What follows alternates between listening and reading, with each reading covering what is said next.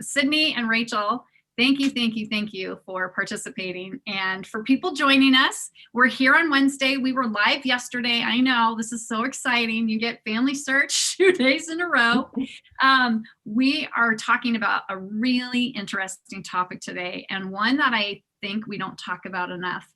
And that is kind of understanding some of our more difficult family history stories. And so I'm going to have Sydney and Rachel introduce themselves, and then we'll kind of just jump in. But those of you who are joining us, let us know where you are and if you have participated before. But Sydney, why don't you go ahead and introduce yourself?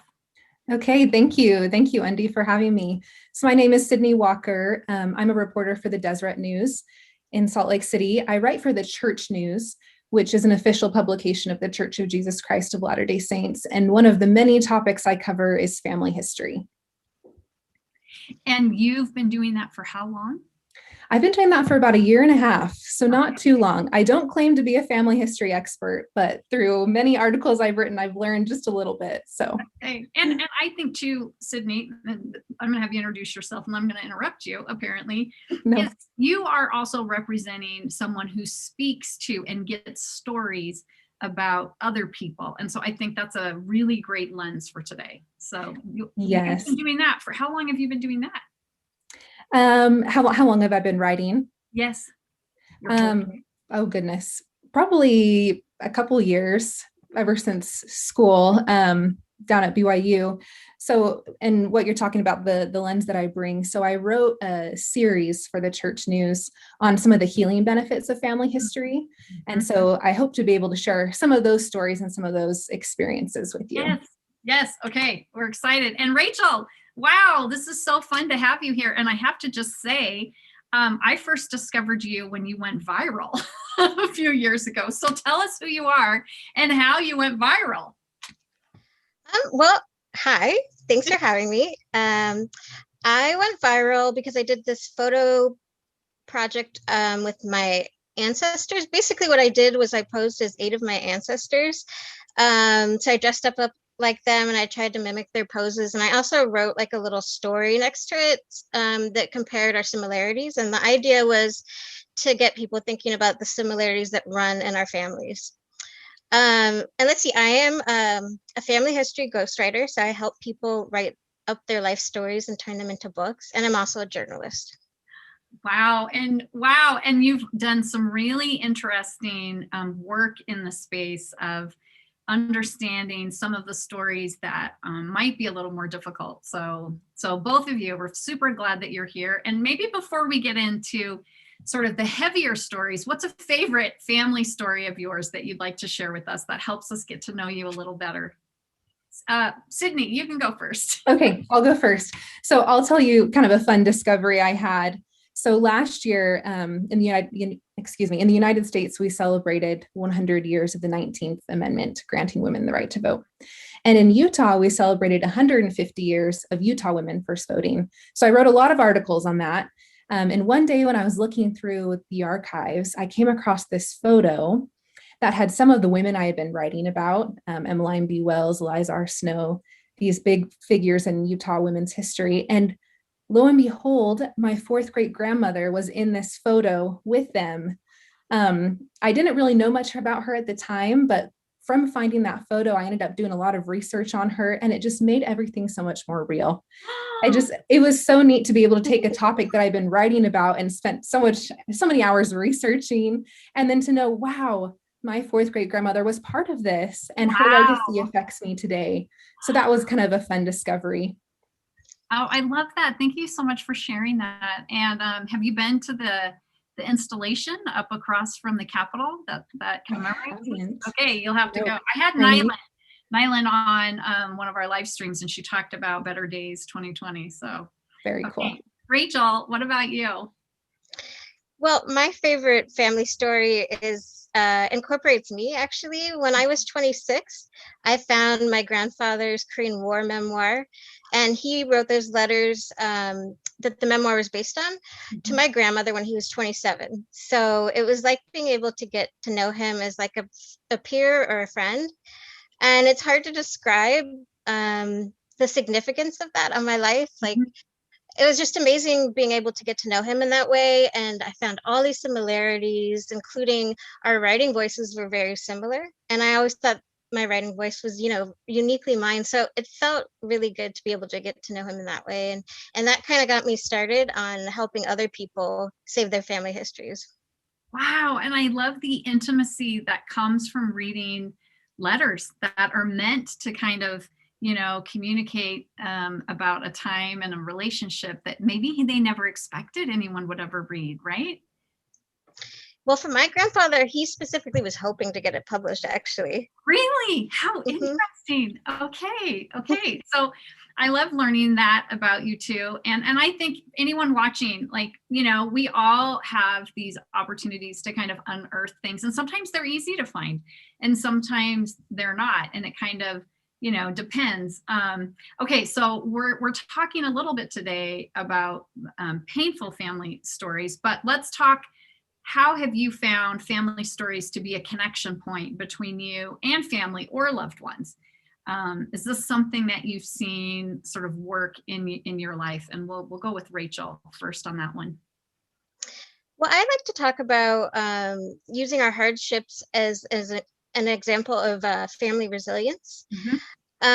There's all these studies that show that when you share these stories, especially with kids, they'll grow up with a greater sense of resilience as well as like higher self-esteem, and they see themselves as a part of like a bigger picture and a trajectory, and they have more of a sense of identity, which is really important, I think, because so often we lose our family stories, and once certain generations pass away, we're kind of not left with anything unless we specifically recorded them.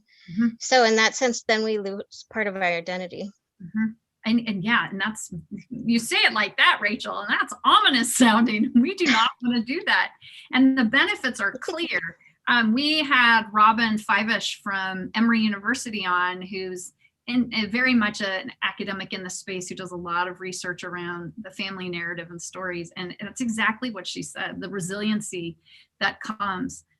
Sydney, what about your perspective on this? Yeah, I think in addition to that, we learn more about ourselves and maybe why the way we are. Maybe we have a quirk, or maybe we have, some sort of trauma that happened when we were younger.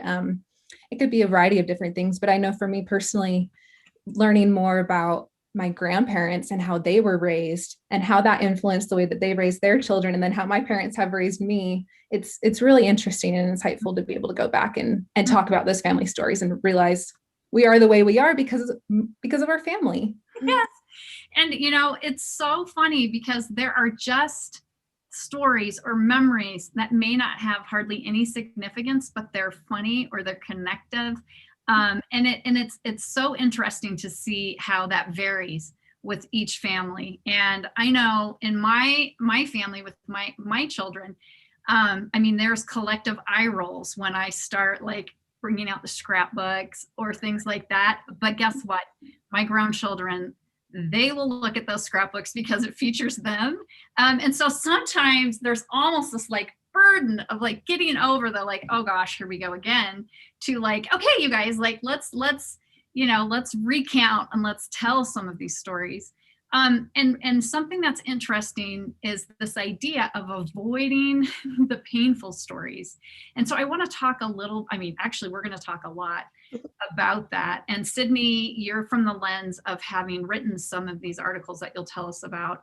And Rachel, this is some of the work that you've done and you've had experience with. And I can be in this space with you too. And here's just a little background for me. I grew up with no family stories because my parents both came from really disadvantaged childhoods. And so they didn't talk about their childhood because it was so painful. My mom's parents had both passed away before she graduated from high school, and she left the tiny town she grew up in at age 17, and she only went back less than 5 times.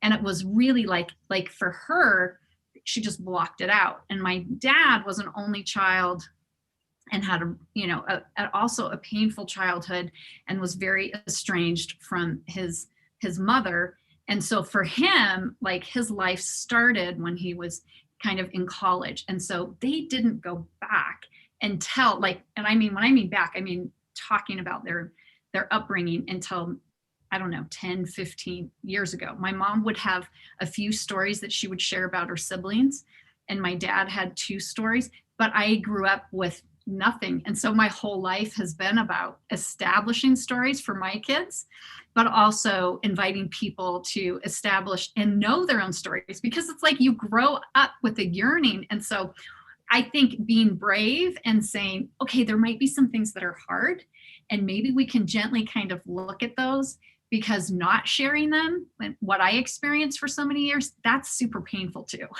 So I think sometimes they go hand in hand.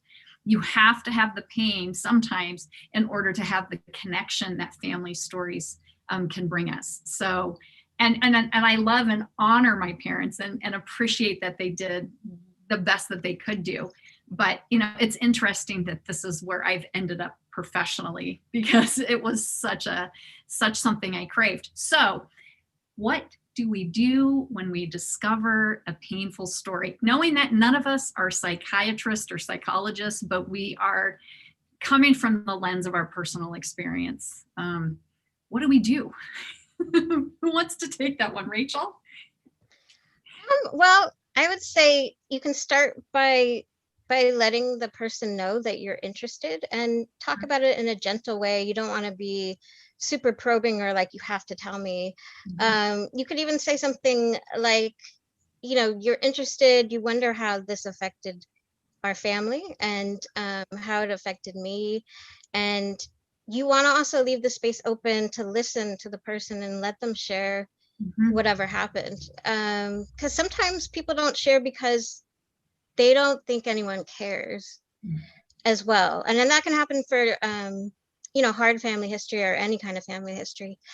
So you want to let them know first that you're interested, and then you want to leave it up to them. And even let them know, like, if they're not okay with doing it now, like, you are always open to hear that story. Okay, I love that. So gentle and curious, but not probing, and then gracious in when and if they want to share, and letting that person know that you're interested.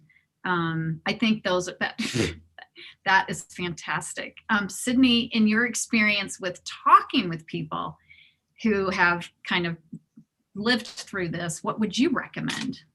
I think Rachel's point about, you know, people think that others aren't interested in the story was really interesting, because I found that people are a lot more willing to share than we might think they are. One thing that really surprised me about this series I wrote is how many people were willing to be vulnerable and share their story with their name and a photo. That was something really important to me while doing this story, or these series, is that that readers could be able to read and identify and realize that these are real people, that, you know, we're not immune from this. Every family has the good and the hard, and that it's okay to open up. And so the fact that these people are willing to talk and share their photos and share their stories, include their names. And a lot of these interviews took multiple tries, you know, ask a few questions and then say, okay, let's think on this. Let's circle back. Here's what I had. Is this right? Are you comfortable sharing this? Just being patient, working through that process is another thing I learned. Yeah, I really appreciate that too. I think having some sort of artifact, you know, like you mentioned, a photo, but then the patience and always going back, and then being respectful. If they don't want to share, you know, then like Rachel said, you know, I'm here if you change your mind. I think is really great. And have you, and maybe Sydney, you can share something from one of the articles you did, like how has discovering a painful story or kind of living through a painful story impacted people that you've seen in your experience? Yeah. I'll tell you the story about one lady that I interviewed. Her name is Cameron, and she lost her father to suicide. He had some psychological reactions from ending a medication. It was very, very tragic. And this experience kind of rocked her world. This was her rock, her spiritual giant. And she said shortly after his passing that she had this impression come to mind that said, don't let this one moment in time define your father. That's not who he was. That's not who he is. You need to find a way to celebrate and honor his life. And so what she did is she started adding memories of him to the Family Search app, the Memories app. And so she said that, photo after photo and story after story that she would record, even listening to audio cassette tapes of an audio journal that he kept, was very healing for her. Just to be able to honor his life, and so that one event wouldn't define him forever. So that was really impactful, and surely impacted me. I was so touched by that story, just to realize how much we can help preserve the memories and the legacy of those that have passed on before us.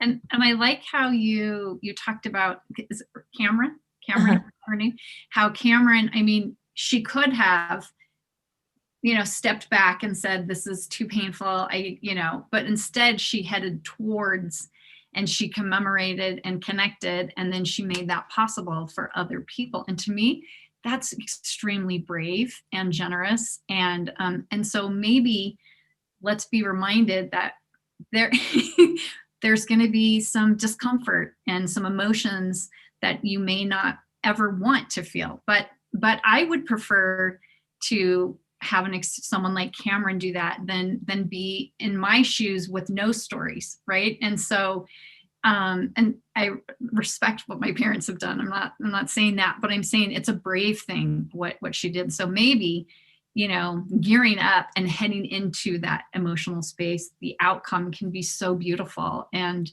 it ended up being such a good thing for her. Yes. She could have been afraid and just said no.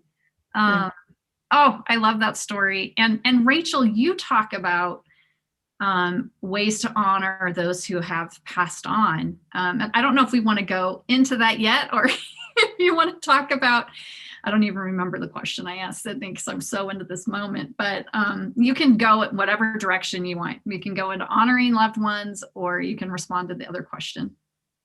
Well, I thought maybe I'd share a little bit, a story from my family history. I also wrote about it. Basically what happened was my grandparents' first child, Paula, passed away at the age of 5 months. And I traced basically the effect that it had on my family. So she was the firstborn, and I kind of I wondered what would have happened if she'd been able to make it, and how that would have affected my mom specifically. Because my mom was kind of a nervous sort, and she was also very empathetic, and she seemed to have this role in the family of like the caretaker, and she felt very responsible for people's emotions. And I just kind of wondered if she'd had an older sister to kind of be that barrier for her, as well as, there wouldn't have been that trauma in the first place for the family. I just wonder how she would have been different, and how that would have affected, me and my brother. Throughout the years, we've also inherited her anxiety and that kind of stuff. So, and another thing I wanted to mention was that my grandparents didn't really talk about what happened too much, beyond the fact that Paula passed away because my grandmother didn't have a C-section, and she should have had one, because the baby kept bumping her head trying to get out. And so then she ended up developing hydrocephalus and then passed away. So there was this absence of a story, as well as like healing. So I'm sorry, I'm losing my train of thought. I think where you're going is this idea that healing and learning the story go hand in hand. And so by not sharing the story, there also wasn't an opportunity necessarily for that nuclear family to have the healing that they could have had. That could be where you're going. Yeah, no, that was, thank you for finishing my thought. Yeah, they didn't really have a chance to process everything. And so that, the burden and the sadness kind of just stayed with them. And I had always looked at it as, it was like a happy ending in the sense that they were able to have more kids. But when I had kids of my own, I kind of realized it's, that pain always stays with you, that grief always stays with you. And the importance is in learning how to deal with it, I think, and learning how to celebrate the life of the person who passed away. Yes. Okay. Okay. We have a comment. This is okay. And I haven't read these yet, so I'm not sure where we're going with them. This is Sarah, and she's talking about it's only in looking at my painful experiences from a distance. I'm assuming she means time, that I can see it in a way that has allowed me to learn from it. Reflective hindsight. When I pause to reflect, it's allowed me to process the trauma so I can learn from it and then set it on an emotional shelf so it no longer controls me or my future. Okay, I absolutely love that, Sarah. I think it's a little bit similar to like what Cameron did and maybe what Rachel's family didn't do, right? A little bit, and what my family didn't do, right? It was just like a void, but we don't have to live there. We don't have to go there and live there. And then here's Jillian is talking about how family stories can be a great find and you can share them with others. And and I haven't read these, so she was in contact with a woman who was doing searches on her husband's side of the family, which was German. And she came across some documents that allowed her to see that her father was mentioned in this dispatches. So our connecting to our stories and connecting to other people and then their stories, sometimes we find these connections, kind of what Sydney talked about, the reporting on that, the suffragette movement, and then these documents and going, wait, I have an ancestor here. And Rachel, when you talked about the similarities, that the physical similarities in the photos, you also talked about the similarities in the tone of the writing, your grandfather. And so I think we can find commonalities and sometimes we can find those in the hard times, in the hard stories. And I think let's talk for a minute, because we are family search and family history. How can we kind of honor those stories of people who have passed on that are maybe harder stories? I appreciate what Cameron did. Sydney, do you have any other examples from some of the people and maybe it doesn't have to be that their family has passed on, but how can we honor those people? Yeah, that's a great question. There was one lady I interviewed, her name was Lisa, and she had dealt with some trauma in her childhood that affected her physically. Mm-hmm. And one of my favorite quotes from our interview is when she said, I learned that telling the good and the bad was helping me heal. Mm-hmm. And she talked about how she would put pictures up of her ancestors around her home and that she would look at those and that would give her strength. Mm. And I think it was one of her ancestors whose story somewhat paralleled her mother. I think her mother had gone through some divorces and some things. And so knowing that there is an ancestor in her life that had a similar story to her mother, and then being able to have these pictures around kind of was helping her heal. So I think, having their photos, recording their memories. I mean, there's several different ways. I love that. And I think being reminded, and we're all made up of, I think Sydney, you said the good and the hard. And I think bringing that out in a safe space, like you don't have to broadcast it. Like, here's my heart stories, like what we're doing here. But Rachel, what about your perspective on sort of honoring those that have passed on and even their hard stories? Well, my mom passed away like 7 years ago, and I like to incorporate bits of her life into mine in kind of organic ways. So for instance, I have a painting my grandmother did of my mom, and she's, always in my room, and I can look, to my right and see her every day. And that kind of makes me feel like her presence is there. And then on her birthday, I like to get out her food and some of the things she liked. She really liked collecting like turquoise necklaces and things like that. So it's like a day of celebration about her. And let's see what else. Oh, like random things. Like she had started this art project. She did like a color pencil by number, and she hadn't finished it, and I found it and I finished it. And it felt like we were working on it together. And so it brings, any way you can bring kind of their active spirit back to the present is helpful, as well as just remembering, people who came before us, they're all within us in different ways, especially someone like your mom that you had like a close relationship with. They live on through you and through your actions. Yes, I love that. And, I'm responding to these stories in the comments, and I'm not apologizing for the emotion, because I think I loved what you talked about, celebrating her. I think that's such a great idea. And especially when there's a loss that is maybe sudden or early, and I think, death is something that, it's always challenging. It's always a loss, but I love this idea of they live on in us. And I think we had somebody comment, and I just, and she said, this is Robin, and she lost 4 family members in 5 years. And it started when she was 16. And she found for her genealogy to be very healing, because she was able to find other family and learn about them. So there is something, Sydney, you talked about photos. Rachel, you're talking about this kind of celebration, in the remembering, that is actually healing. And I think talking about it and documenting it. What do we do with our own painful family history stories, knowing that none of us are professional like therapists or anything? But I think that's something there's a lot of conversation around, generational trauma, these types of things. But what tips or recommendations do you have from your lens at how we can deal with these types of things? And who wants to take that one first? Okay, Rachel. I think just the act of talking it out and telling your story is not only cathartic, it helps you heal. And then you're helping prevent generational trauma from being passed down, which is a really important point. Mm-hmm.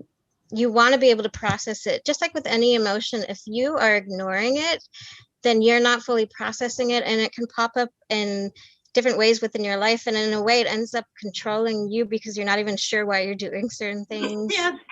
Yeah. So the healing comes from the recognition and the sharing. Mm-hmm. And, going back to similarities, when you share these kind of things with other people in your family, or, anyone in your life, it just really helps. Mm-hmm. Just being listened to really helps. I love that. I think too, the writing, journaling, speaking, whatever method works for you. Personally, I do a lot of audio journaling. This won't surprise anybody that knows me. I'm extremely verbal. And so I just journal on my phone. And it is in the speaking, or for some people in the writing, that I come with a reckoning of what I'm processing. And then there's an opportunity perhaps to share that. And I have to say, and I'm maybe being usually I'm not chatty about myself, but with my kids, I always want to leave the door open to say, hey, I'm sure there are things from your childhood that you would like to discuss or have some thoughts around that maybe aren't positive. And that door is open.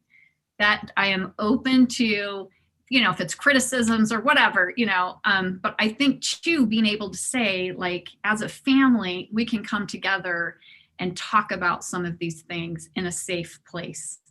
I think that's hard, and I think it's brave, and I think it's essential to getting through and kind of processing. Okay, Sydney, do you have anything to add to that?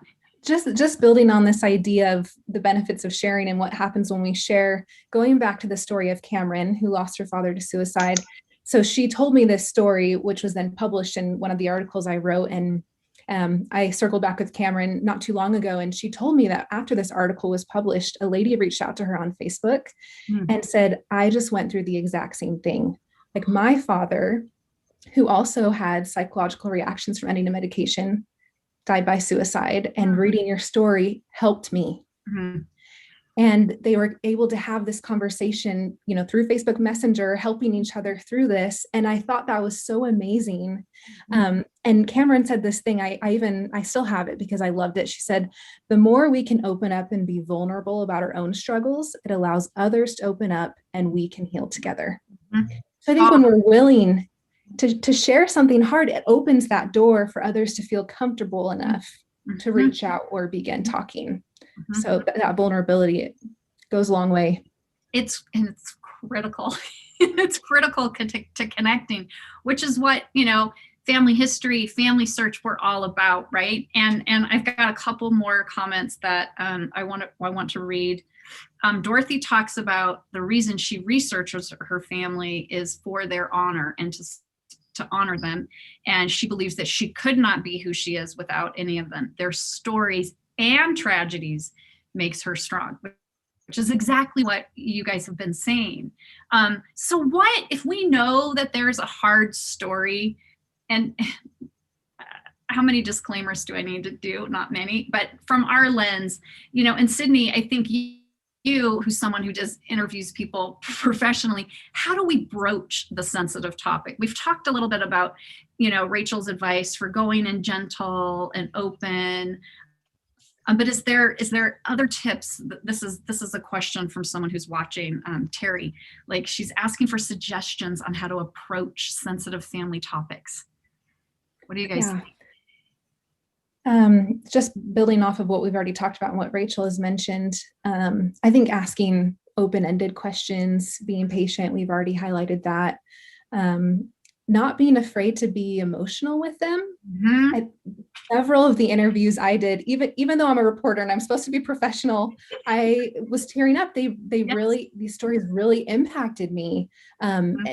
And it's okay to go there with them and to have that compassion, and people can feel a difference, right? If you're just drilling them with questions or if you are trying to seek to understand. So yeah, those are just a few thoughts I have. I'm sure Rachel has more. I like this idea of open-ended and patience, and to be empathetic with them. And one of the attributes of empathy, actually two of them, are to hear a person's feelings and then to communicate your understanding of their feelings. And to be in empathy is to be vulnerable, because we're accessing whatever emotion we may not have had that experience, but we've had disappointment or we've had heartbreak, right? And so I think, Terry, putting yourself in the empathy seat of being vulnerable and open, and okay, Rachel, what would you add to that? Trying to think. I kind of already covered several points. I mean, the empathy thing is huge. Making sure to hold space for someone, because we don't always do that. We often want to make things like better. Mm-hmm. We'll say like, oh, it's okay, but when bad things happen, it's not necessarily okay, and it's okay to say that, and it's okay to talk about that. It shows us our true, real, rich lives. And if there's anything I've learned from this line of work, is that you got to show both sides, and it's not all about being happy. That doesn't show the truth of our experience, and we always want to get to the truth of our experiences. Okay, and I really appreciate what you're talking about and what you're mentioning and what we're discussing today, which is difficult family stories. It's going to be hard. And to go back on the empathy mention, some of the other attributes are perspective taking. This idea of someone having a different experience than you and not questioning that experience, but just kind of trying it on. And then being in non-judgment. And this is kind of this holding space, right? Because if we're in judgment and we're like, then we're putting up, actual walls. And then when you hear and then communicate your understanding of their feelings, and then lastly, being present and mindful. So you combine all of those in a listening scenario around understanding someone's difficult stories. The best thing you can do is not what you're going to say. I'm going to quote Brene Brown and Teresa Wiseman and Megan Devine and all of these experts in this space. It isn't about your words. It's about your presence. And we want to make someone feel better by saying, well, at least, or it could have been worse, or they're in a better place. But who does that make feel better? The person speaking. And it's hard to sit there and say, I don't know what to say, but I am so glad I know this about you. Or I don't know what you're going to say, but I want you to know that I want to understand the complexities of your experience. Right? Yeah. And you could talk about that as well, how it would benefit you to understand what they went through and to understand how this, affects others in the family without, being too pressury about it. Obviously, if again that's too much for them, you don't want to back down.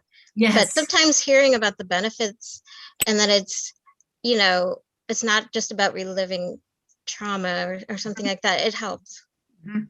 And I know from what I've experienced is when I'm sharing things, I can share the lesson as opposed to the play-by-play or the trauma, right?